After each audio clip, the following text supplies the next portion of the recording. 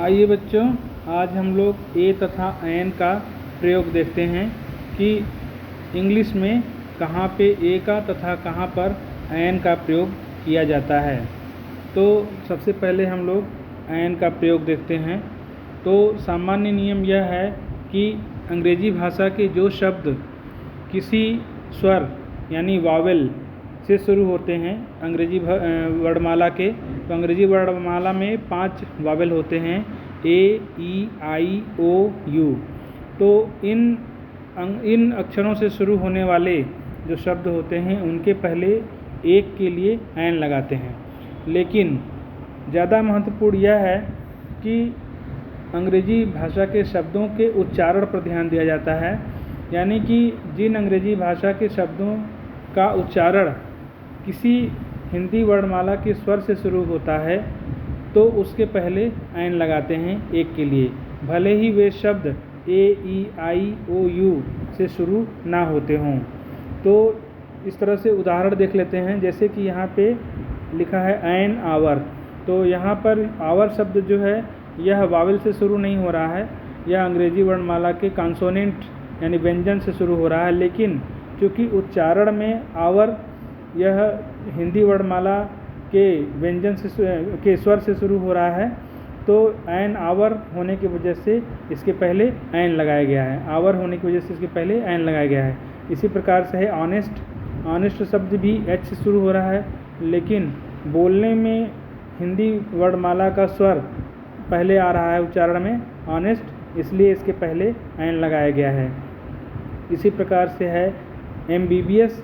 MBBS के उच्चारण में ए शब्द आ रहा है, यानी कि हिंदी वर्णमाला का स्वर आ रहा है, तो इसके पहले एन लगाया गया है, यानी कि एन एमबीबीएस लिखा जाएगा। तो यहाँ पर विशेष ध्यान देने योग्य बात है कि जिन अंग्रेजी शब्दों की आवाज़ यानी उच्चारण हिंदी वर्णमाला के स्वर अ, आ, ई, उ, ए, ऐ, ओ, औ इत्यादि से शुरू होती है, उनके पहले एक के लिए सदैव एन लगाते हैं, भले ही वे शब्द ए, ई, आई, ओ, यू से शुरू ना होते हों। अब आइए ए का प्रयोग देखते हैं कि ए का प्रयोग कहाँ करते हैं। तो जिन अंग्रेजी शब्दों का उच्चारण हिंदी वर्णमाला के किसी व्यंजन यानी कॉन्सोनेंट की आवाज़ से शुरू होता है, तो उसके पहले एक के लिए ए लगाते हैं, भले ही वे अंग्रेजी वर्णमाला के वावेल से शुरू होते हैं, यानी वे इंग्लिश वर्ड भले ही ए, ई, आई, ओ, यू से शुरू होते हों, यानी कि अंग्रेजी वावेल से शुरू होते हों, लेकिन उनके पहले ए लगाएंगे।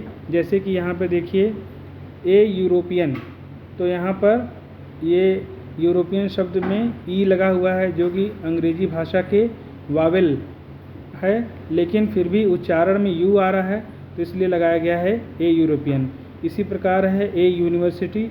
तो ए यूनिवर्सिटी में भी यू शब्द है जो कि अंग्रेजी वर्णमाला के वावेल से शुरू हो रहा है, लेकिन चूँकि उच्चारण में यूनिवर्सिटी यू आ रहा है, तो इसलिए इसके पहले ए लगाया गया है। इसी प्रकार है यूज़फुल।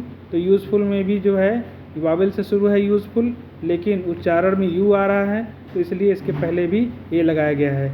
तो इस प्रकार स्वर और व्यंजन के उच्चारण पर ध्यान देते हैं, यानी कि जो अंग्रेजी शब्द हैं उनका उच्चारण स्वर से हिंदी वर्णमाला के स्वर से शुरू हो रहा है या व्यंजन से शुरू हो रहा है, तो उसके आवाज़ के आधार पर ए या एन का प्रयोग करते हैं।